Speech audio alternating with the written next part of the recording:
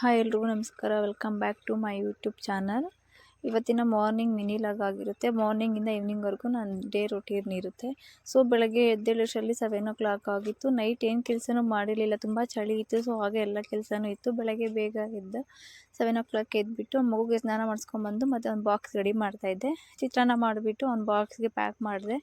ಚಿತ್ರಾನ್ನ ಮತ್ತು ಬಾಳೆಹಣ್ಣು ಮತ್ತು ಚಿಪ್ಸ್ ಹಾಕ್ಬಿಟ್ಟು ರೆಡಿ ಮಾಡಿ ಕಳಿಸಿ ಅವನ ವ್ಯಾನ್ ಹತ್ರ ಬಿಟ್ಟು ಬಂದೆ. ಅಷ್ಟರಲ್ಲಿ ನಮ್ಮ ಹಸ್ಬೆಂಡ್ ಬಂದರು. ಇವತ್ತು ಮೀನು ಇರಲಿಲ್ಲ ಅಂತೆ.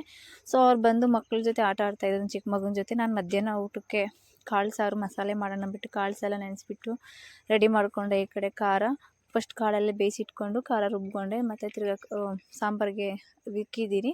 ಮತ್ತು ಈ ಕಡೆ ಒಗ್ಗರಣೆಗೆ ರೆಡಿ ಮಾಡ್ಕೊತಾ ಇದ್ದೆ, ಬದನೇಕಾಯಿ ಎಲ್ಲ ಹಾಕ್ಬಿಟ್ಟು. ಸೊ ಸಾರೆಲ್ಲ ರೆಡಿ ಮಾಡಿಬಿಟ್ಟು ಮತ್ತು ನಾನು ಅನ್ನ ಮಾಡಿಬಿಟ್ಟು ಎಲ್ಲ ಕೆಲಸ ಮುಗಿಸ್ದೆ. ಸೊ ನಾವು ಇವತ್ತು ಹೊರಗಡೆ ಹೋಗಬೇಕಾಗಿತ್ತು. ಸೊ ಮಗುನ ಹಾಗೆ ಸ್ಕೂಲ್ ಹತ್ರಿಂದ ಪಿಕಪ್ ಮಾಡಿಕೊಂಡೆ. ನನ್ನ ಮಗು ಸ್ಕೂಲ್ ಓದ್ತಾ ಇರೋದು ನಿಂಬೆಕಾಯಿಪುರ ಹತ್ರ ಹಲೋ ಕಿಡ್ಸ್ ಸ್ಕೂಲು ಇದೆ ಅವನ ಸ್ಕೂಲು. ಅವನು ಅಲ್ಲಿಂದ ಕರ್ಕೊಂಡು ನಾವು ಭಟ್ರಳ್ಳಿ ಹತ್ರ ಇರೋ RTO ಆಫೀಸ್ಗೆ ಹೋಗಿದ್ವಿ. ಸ್ವಲ್ಪ ಕೆಲಸ ಇತ್ತು. ಸೊ RTO ಆಫೀಸಲ್ಲಿ ಕೆಲಸ ಮುಗಿಸ್ಕೊಂಡು ಬರೋ ಅಷ್ಟರಲ್ಲಿ ತುಂಬ ಲೇಟ್ ಆಗಿತ್ತು. ಬಂದ ತಕ್ಷಣ ಮಕ್ಳಿಗೆ ಊಟ ಮಾಡಿಸ್ಬಿಟ್ಟು ಈವ್ನಿಂಗ್ ಆಗಿತ್ತು. ಸೊ ಕಾಫಿ ಕುಡಿದ್ಬಿಟ್ಟು ಮಕ್ಕಳನ್ನ ನಿದ್ದೆ ಮಾಡಿಸಿದೆ. ಅವರು ಬರ್ತಾ ದಾರಿಯಲ್ಲೇ ನಿದ್ದೆ ಮಾಡ್ತಿದ್ರು.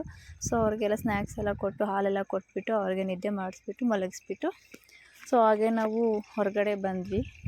ಹೊರಗಡೆ ಬಂದು ನಮ್ಮ ಮನೆ ಹತ್ರ ಒಂದು ತೋಟ ಇತ್ತು. ಆ ತೋಟದಲ್ಲಿ ಹುಲ್ಲೋರೇನ ಅಂತ ಬಂದ್ವಿ, ನಾನು ನಮ್ಮ ಹಸ್ಬೆಂಡು.